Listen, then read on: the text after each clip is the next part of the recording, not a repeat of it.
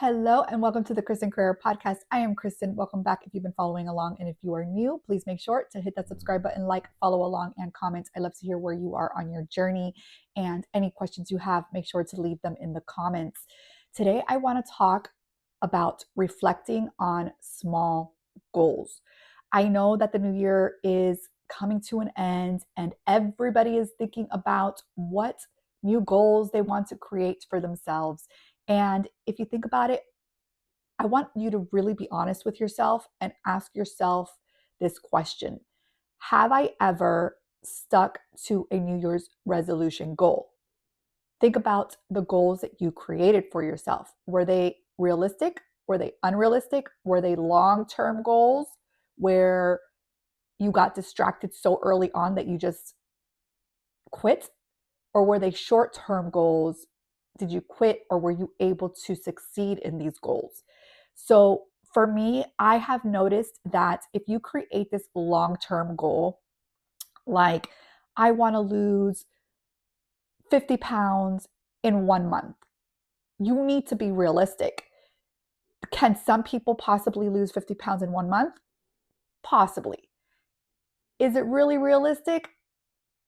Probably not. And so when you don't see that number on the scale move the way that you in your mind believe that it should, you say that it's not working. Exercising, it's not working. I'm exercising, I'm eating healthy, it's not working.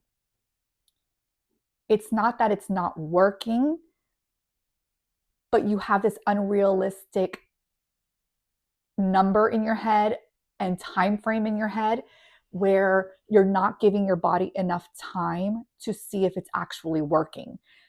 You may also not be doing it correctly, right? You might be saying that you're eating healthy, but you're still sneaking in some snacks that have sugar or seed oils and things like that. I have seen comments where it's on carnivore pages and they say, well, I started the carnivore diet and I haven't budged in weight. I don't think it's working for me. I do, however, eat ice cream a couple times a month. Um, what else did this person write? I wish I would have saved a copy of what they wrote. But my point is, and they were having other stuff that were not carnivore. And everybody's like, yeah, because you're having seed oils and you're having sugar. And even though you think that that minimal amount that you are cheating with shouldn't cause you to not lose weight, it could be the exact thing that's causing you to not lose weight. So be honest with yourself if you are doing and eating your nutrition correctly. Be honest with yourself if what you're doing for exercise is working for you. You might have to change that up as well. Some people think that maybe just cardio is what you need. And a lot of times you need to be lifting weights. So you need to see what works for you and talk to somebody in that field that can maybe help guide you and seeing what you should be doing instead of what you're doing.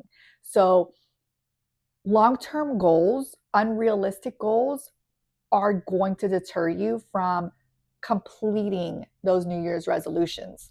So for me, I want to celebrate the wins. I want to celebrate the short-term wins, okay? For me, I started the carnivore diet because of that long list of things that I had: depression, anxiety, inflammation, bloatedness, microscopic colitis, thyroid issues, brain fog, fatigue. Okay, my list was very long. And when I decided to jump into the carnivore diet, I told myself, I'm only going to do 30 days. Short-term goal. Even 30 days for some people is a lot when you are mentally struggling through what is hard. For me, it was hard. It was so hard to get through those 30 days. But every day I reminded myself of my why. I reminded myself that I didn't want to feel depressed and have anxiety and be bloated and feel like crap every single day. And I wanted to see if it worked. And I wasn't going to find out if I didn't at least get to those 30 days. Then when I saw very small improvements, I did not have huge wow moment improvements in my first 30 days. So this is why I tell you that you need to stay strong, because it takes everybody a different time period. There's no exact time frame of when your body will heal or when you'll start seeing your results. So when I started to get to my 30 days, I said, okay, I'm going to make another small goal. Now my goal is to go to 60 days. And at 60, I did 90. And at 90, I said, I'm going to do 100 before I start reintroducing foods. And so these small goals were a huge win for me. Those first 30 days, that was probably one of the first New Year's resolution goals that I have ever completed in 40 years. Okay. So think about small goals, small wins, because those wins will feel amazing. It felt amazing to get those 30 days in. It felt amazing knowing that I was going to reach 60 because I knew that if I could do 30, I could do 60, then 90, then 100, right? And now I am almost a year into Carnivore and absolutely loving it. Loving my podcast that I created at the same time. That was also a New Year's resolution goal, was to create this podcast and document my journey and share my journey with you. And here I am, almost a year of the Kristin Carrera podcast. And that is started off as a small goal into a bigger goal that I am so excited to continue doing with you. So let's see. I have a list here of what I want to kind of discuss. Challenges. What did okay, the challenges that I faced along the way, I kind of talked to you about, were that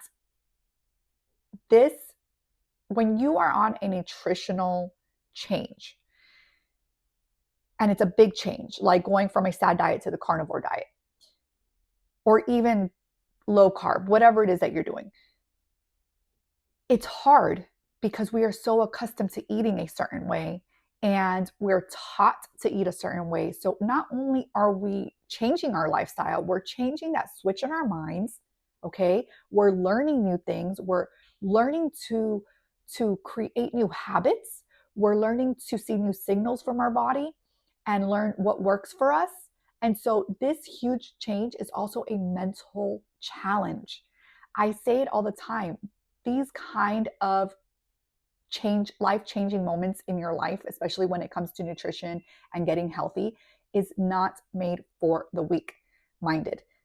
You have to stay strong. And I know that you can do it. Everybody can do it. You just have to remember your why. Stick to your why, stick to your goals, and you will see how far you can get with creating those new habits, with creating that successful small win. Okay. And that small win is going to turn into a huge win because your health is the most important thing that you can do for yourself.